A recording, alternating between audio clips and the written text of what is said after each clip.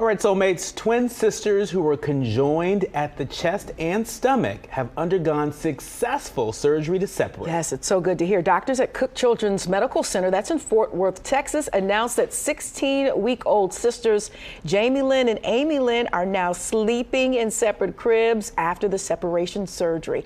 The first surgery of its kind in the hospital's 150-year history. There they are.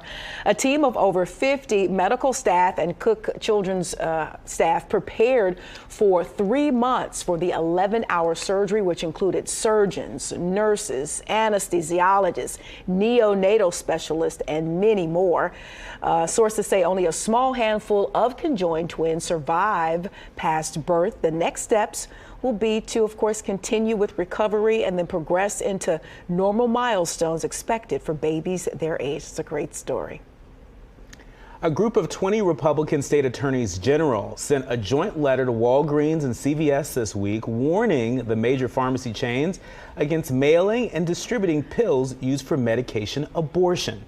Missouri Attorney General Andrew Bailey led a coalition that warned the companies that they would be flouting federal and state law if they dispensed the medication. Now, the letter comes just a month after the FDA said abortion pills can be offered at retail pharmacies in the United States, a major shift in policy by the Biden administration that could dramatically expand Americans' access to such medication.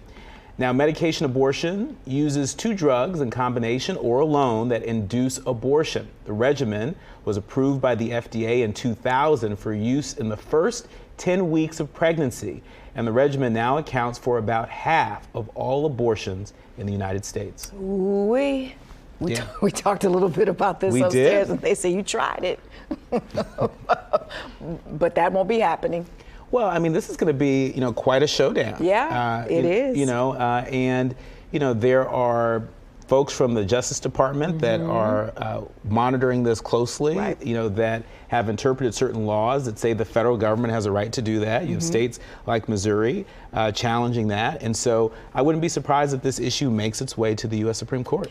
With as hot as this topic has been, and then, with women wanting to and needing to and having to just be very vigilant about, our health care all the way around, in particular, reproductive care and concerns, and just, owning our bodies, and now not allowing, whatever, argument is now on the docket, not allowing that to intrude upon, our right to choose whatever it is we choose. So I find these arguments, so very interesting. Most time they're being argued by men or led by men.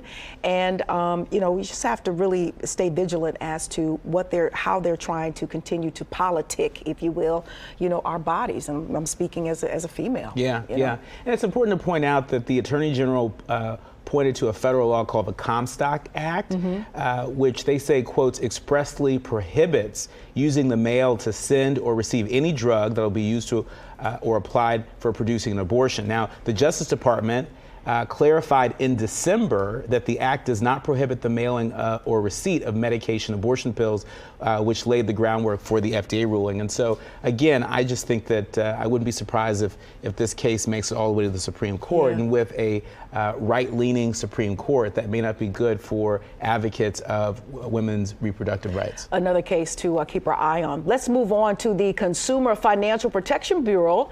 They're moving ahead with a plan to place new limits on credit card late fees that will save consumers money and prohibit companies from charging excessive penalties. But banking groups say the proposal would result in higher costs for soulmates like you and me. Now, the proposal comes less than a year after the Bureau found that credit card companies in 2020 charged $12 billion in late fees, which have become a ballooning revenue source for lenders.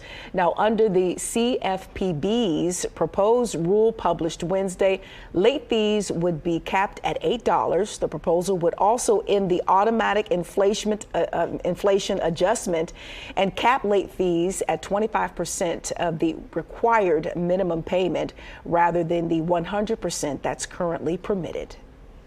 Speaking of credit card companies, Lil' Kim, Salt and Pepper, and so many more will join others in a 3-part celeb-studded panel discussion series in partnership with It Forward. This week, Mastercard announced it will host She Runs This, celebrating entrepreneurship in business and hip hop, a 3-day event in partnership with It Forward, honoring the genre's 50th anniversary as part of the brand's programming during Grammy Week. According to recent Mastercard research, 80% of U.S. women entrepreneurs, solopreneurs, small business owners, and content creators report having financial challenges. Recognizing the universal obstacles that entrepreneurs face, Mastercard is honoring hip-hop's 50th anniversary by helping to equip Black women entrepreneurs with the financial tools, the resources, and education they need. The Federal Reserve announced that it has raised its key federal funds rate by 0.25% as it seeks to keep putting downward pressure on economic growth in its bid to slow inflation. Reserve Chair Jerome Powell said he and other Federal Reserve officials believed, quote, a couple more hikes would likely suffice to reach a high enough interest rate at which the Feds would feel comfortable pausing the increases. Economists say that for now, recession fears appear to be unwarranted and that, if anything, there remains a risk that the Reserve will have to continue its monetary tightening to prevent the economy from growing too fast again. According to sources, former employees of a tech startup raised an eyebrow after Dr. Martin Luther King Jr. was quoted in an email saying they would be laid off. Jennifer Tejada, CEO of PagerDuty, felt an encouraging tone would be fitting after telling her staff she would be cutting 7% of her workforce. She wrote, quote, I'm reminded in moments like this of something Martin Luther King Jr. said, that the ultimate measure of a leader is not where they stand in the moments of comfort and convenience, but where they stand in times of challenge and controversy. Her soon-to-be out-of-work employees were not moved by the words once stated by the civil rights leader. Sources say Tejada immediately apologized for the words used in the email, saying they were inappropriate and insensitive. Nearly 53,000 pounds of ready-to-eat sausage products are being recalled over potential listeria contamination. Now, the U.S. Department of Agriculture's Food and Safety Inspection Service announced the recall Sunday, which includes 8 different products. The sausage products are commonly found on charcuterie boards and were shipped from Daniel International. That's in Mapleville, Rhode Island. These items were shipped to retail locations across the country between December 23rd of 2022 through January 17th of 2023 and are affected by the recall. So far, there haven't been any confirmed reports of adverse reactions or illness. That's good, because that was during the holiday season, due to anyone eating these ready-to-eat sausage products. But consumers are still encouraged to toss them out immediately or return them from where they were purchased. Glad to hear again that there was no, fallout from these contaminated products. And I'm just glad I got through that read, because for the life of me, I cannot pronounce. I had to break up the word in the prompt here. Charcuterie. I say coochie coo boards, because I could, for the longest, it used to throw me off. But they're very popular. They even have classes now and so on and so forth. Can we go back to the CEO for a minute? Sure. Can I share a story? I was doing, because I come from radio, so I was doing radio in Charlotte, North Carolina, and I did an endorsement for a mattress company, very popular mattress company, and the exchange was that I got to pick out whatever mattress I wanted, and it was about a $10,000, $15,000 mattress. Turns out they didn't know that I had to end up paying the taxes, so it kind of wiped out one of my whole paychecks. And I was very angry about it because they didn't lay out, what the ramifications were. And this CEO boss told me, don't be bitter, be better. And this was like the paycheck right before the holidays. Yeah. And so, that story there kind of touched me a bit, of just, being so insensitive and being so off. And then how dare she tried to, delve into anything Martin Luther King Jr. would say. So yeah, that kind of touched me a little bit. Yeah, it was really off. It was really strange, and it just serves as a reminder, because we've heard so many stories and reported on so many stories of folks, particularly in the tech industry, laying off employees by the thousands.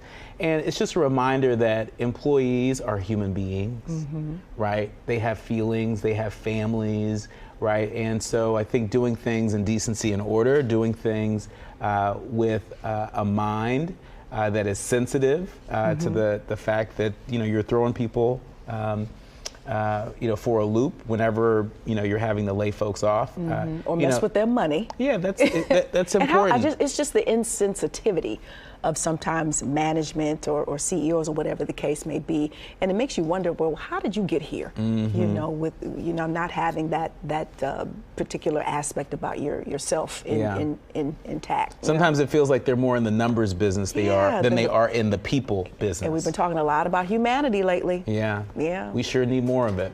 Well, still ahead, we're highlighting the HBCU experience, especially the marching band. We love the bands. Find out the historical importance they hold when we return. You're watching Fox Soul's Black Report. Wipe down my whole chest.